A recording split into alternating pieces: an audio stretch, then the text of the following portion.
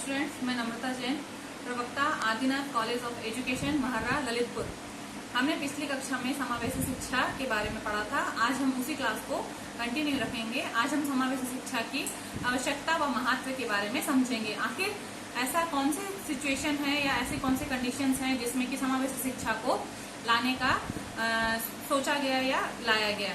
तो समावेशी शिक्षा में हमने पढ़ा है कि समावेशी शिक्षा यानी कि मर्ज करके क्लास को चलाया जाता है। उसमें सारे ही स्टूडेंट्स अपने हिसाब से शिक्षा को ग्रहण करते हैं। तो अब हमने जो उसकी आवश्यकता है वो इसलिए पढ़ी थी क्योंकि विविधता को कम करने के लिए, यानी कि जो अलग अलग विभिन्नताएं हैं उनको हम कम कर सकें, इसीलिए इससे समावेशी शिक्षा की आवश्यकता पड़ी।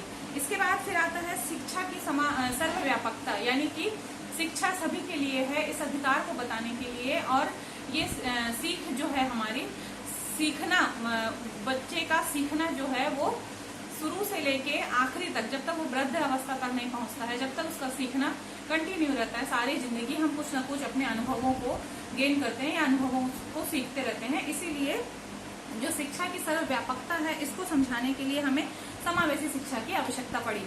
इसके बाद आता है संवैधानिक उत्तरदायित्व का निर्वहन, अर्थात जो हमें संविधान के द्वारा जितने भी हमारे देश के लिए हमारे कर्तव्य हैं, जो भी हमारे समाज के लिए जो भी हमें उत्तरदायित्व बताए गए हैं, उसके निर्वहन के लिए हमें शिक्षा देने की, शिक्षित करने की बच्चे को आवश्यकता पड़ी।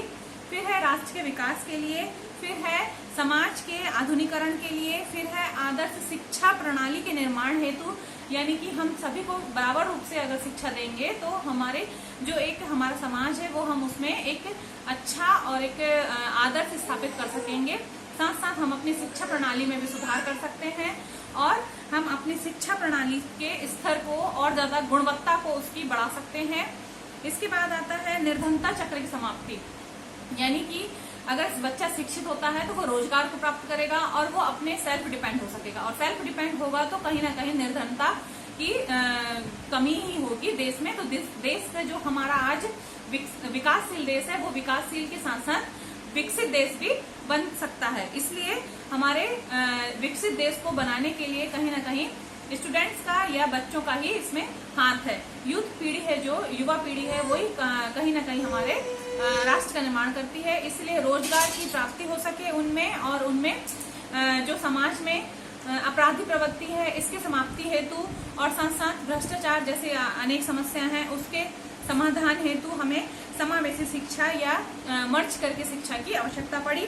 फिर है शिक्षा का स्तर बढ़ाने के लिए, फिर है शिक्षा की गुणवत्ता को समान रखने के लिए, फिर है आधुनिक तकनीकी का प्रयोग बच्चों को हम सिखा सकें, ताकि हम नई नई उनको पद्धतियां सिखा सकें। हम उनको ये जो नई नई तकनीकी हैं, जो हमारे ऑनलाइन क्लासेस हैं या जितनी भी हम एडवांस जो क्लासेस हैं उनके बारे में उनको सिखा सकें। फिर हम अच्छे नागरिकों के निर्माण कर सकें, उनमें अच्छे संस्कार और गुणों का विकास कर सकें, फिर व्यक्तिगत जीवन और उसमें विकास कर सकें। इन सब चीजों के लिए हमें समावेशी शिक्षा की आवश्यकता पड़ी। फिर सामाजिक समानता और जो अपराध की प्रवृत्ति है उसको कम करने के हेतु, फिर है सुशक्त देश व समाज के निर्माण हेतु, इस सब के हमें समानता के सिद्धांत के अनुपालन हेतु, यानी कि जो हमें बचपन से सिखाया गया है कि भाईचारे की भावना या समानता की भावना, इन सब के उस नियम के अनुपालन के लिए हमें समावेशी शिक्षा के कॉन्सेप्ट को लाया गया।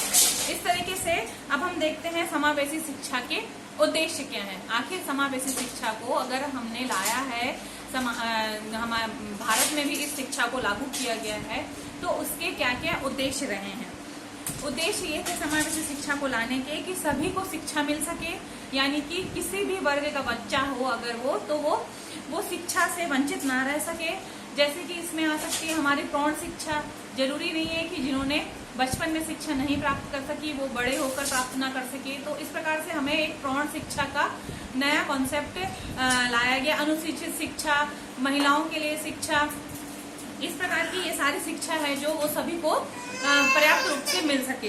फिर आता है अशक्त व बाधित भी समाज का एक अंग है, यानी कि जो विविधता है वो कोई एक समस्या नहीं है।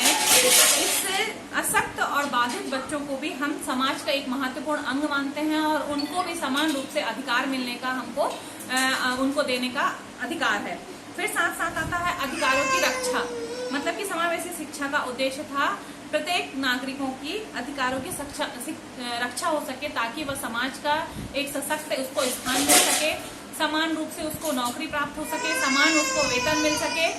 फिर आता है सामाजिक चेतना का उद्गम, यानी कि समाज में भाईचारा, बंधुत्व व जागरूकता के लिए हमें इस समावेशी शिक्षा का मेन उद्देश्य है, ताकि हम जो सभी वर्ग को एक साथ लेकर हम शिक्षा देते हैं अगर, तो हमारे समाज में एक समानता की भावना विकसित हो सके। फिर आता है शिक्षा की गुणवत्ता में सुधार, यानी कि शिक्षा का आज जो स्तर है उसमें संख्यात्मक वृद्धि तो हो रही है, मतलब कि बच्चों के एडमिशन तो हो रहे हैं, लेकिन जो शिक्षा की क्वालिटी है वो उसको डेवलप करने के लिए, शिक्षा की प्रणाली के सुधार के लिए हमें समावेशी शिक्षा की आवश्यकता है। फिर है मातृभावना की विकास हेतु, नई नई चुनौतियों के लिए बच्चों को तैयार करने हेतु। फिर आता है आत्मविश्वास व आत्मसम्मान की वृद्धि करने के लिए, ताकि वो एक जो बच्चा है वो अपना सर्वांगीण विकास करके एक देश का सशक्त नागरिक बन सके। इसीलिए हमारे ये भारत में या सभी जगह पे समावेशी शिक्षा का कॉन्सेप्ट लाया गया। इसके बाद हम समावेशी शिक्षा की जो भारत में कब इसका विकास हुआ, क्या क्या कदम उठाए गए, क्या क्या प्रावधान किए गए समावेशी शिक्षा को लाने के लिए, ये हम अपने अगले वीडियो में पढ़ेंगे। धन्यवाद।